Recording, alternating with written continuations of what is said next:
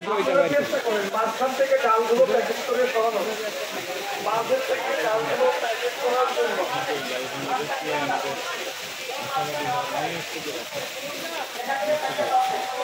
আলহামদুলিল্লাহ, আল সুন্নাহ ফাউন্ডেশন বন্যা দুর্গতের জন্য প্যাকেজিং কাজ চলছে।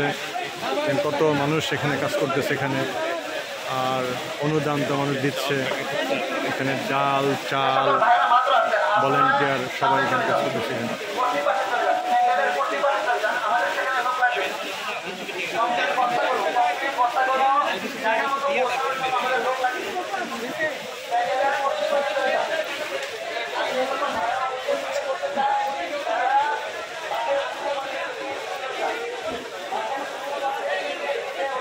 অজুখানে একটা চশমা পাওয়া গেছে, যার হয় সে নিজে এসে নিয়ে যায়।